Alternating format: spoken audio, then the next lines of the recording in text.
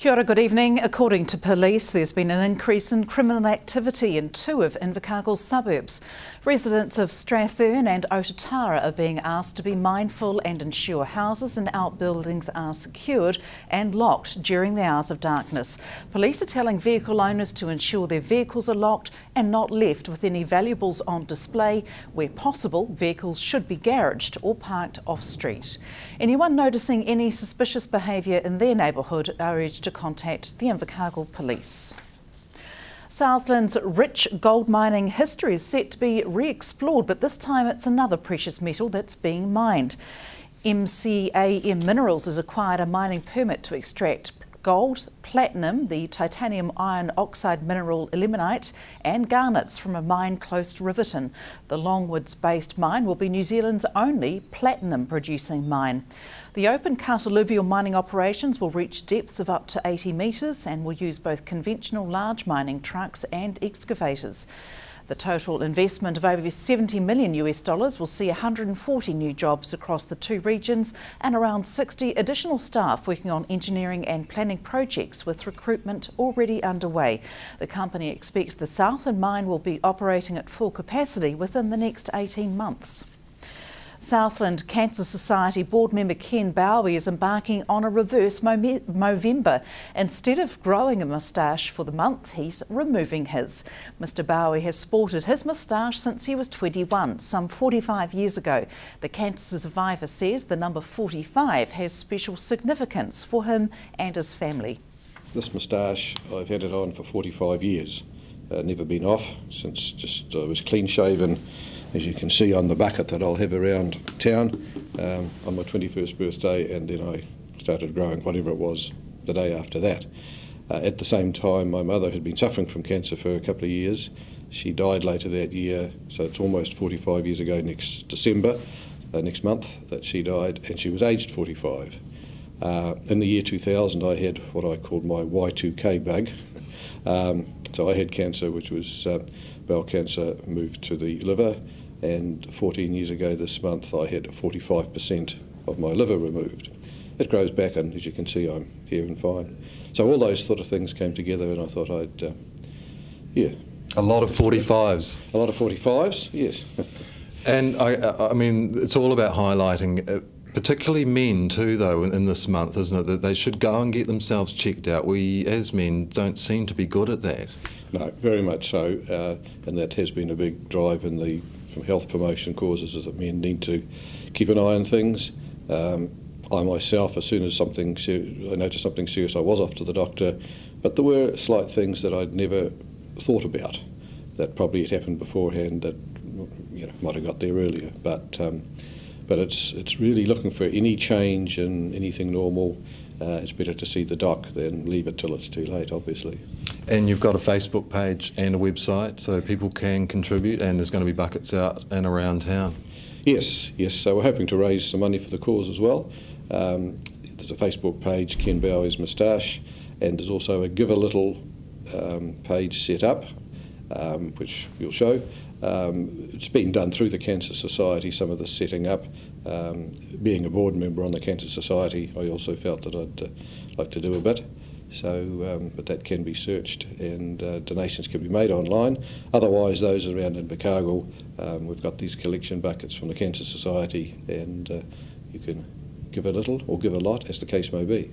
Cancer touches everyone's life, doesn't it? At some stage, it seems that I've met no one that hasn't known of someone or lost a relative to it.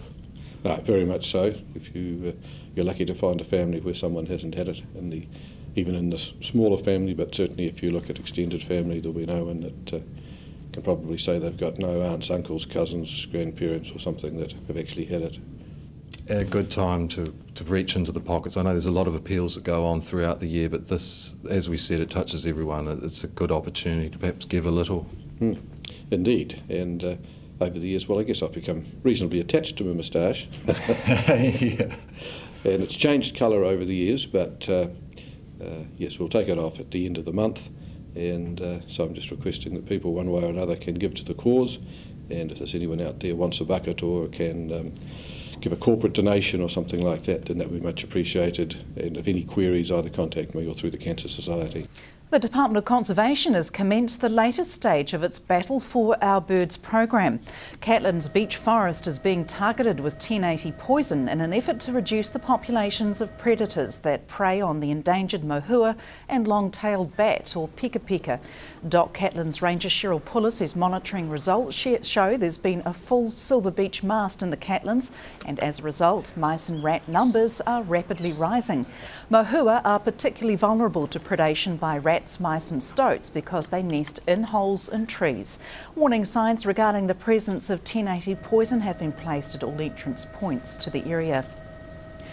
Coming up after the break, keeping the vision alive for a pest-free Rakiura, plus that's the life. Southland's lifestyle magazine hits its stride.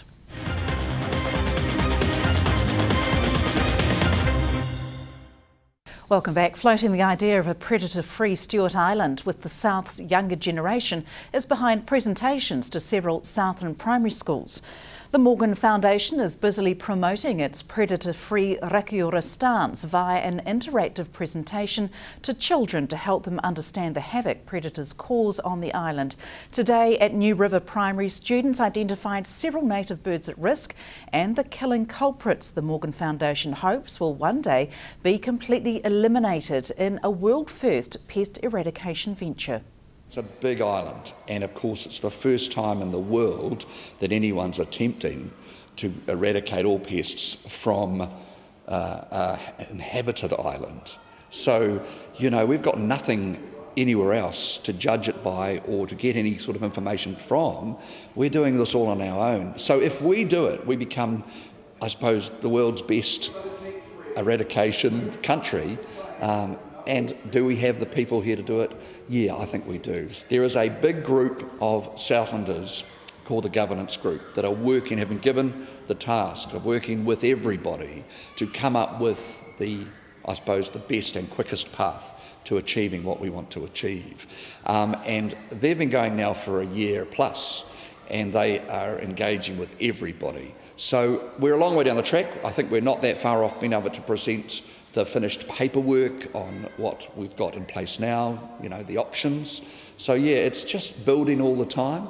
And we thought that if it's building all the time and it's pretty soon might become something that's quite right in front of people, that we would start engaging with the community before that happens. So the community have had some meetings on the island about potentially what could happen, some frustration at the fact that domestic cats could also be outlawed. Is that still the case? Well, the proposal doesn't really spend a lot of time, I don't think, talking about the domestic cat issue. I mean, cats are an issue on a World Heritage predator-free island that the world will see as the number one and could be good for, benefit a lot of people over there.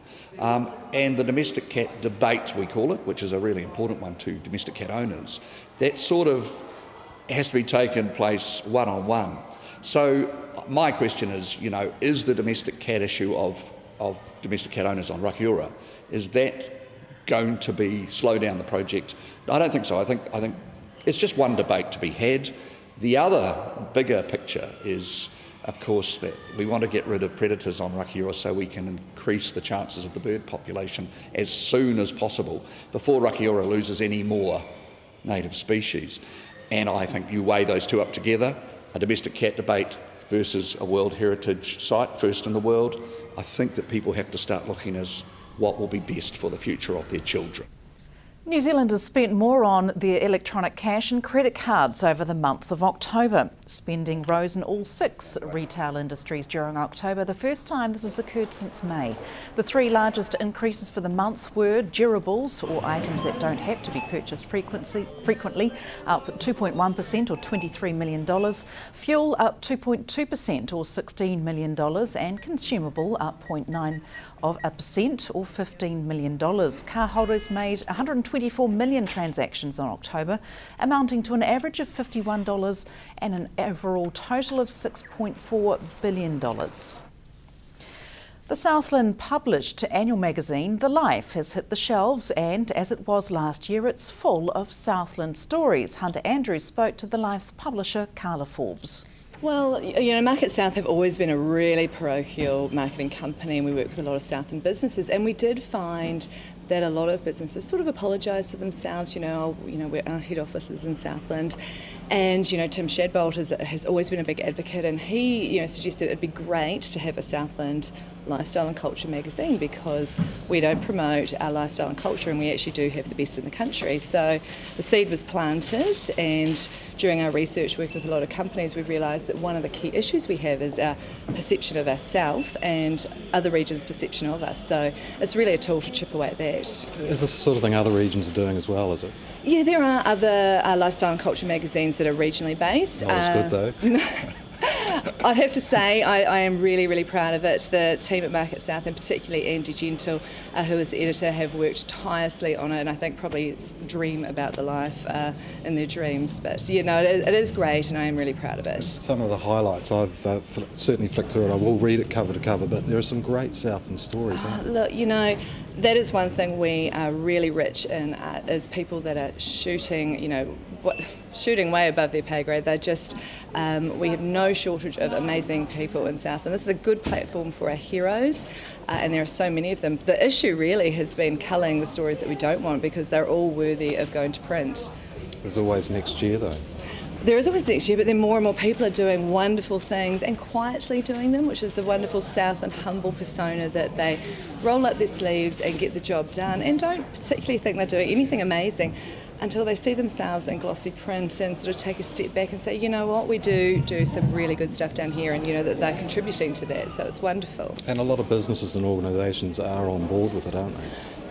The support has been really overwhelming. I think it's been a tool that's been needed for Southland for a long time, and I think businesses are actually feeling really proud to be aligned with it. We're really proud to be putting it in businesses. Our retailers have been really supportive. So across the board, it's been a really positive experience, the whole putting the life together and then the afterlife as such. And that's it from us tonight. Sport follows the weather next from the news team. It's good night.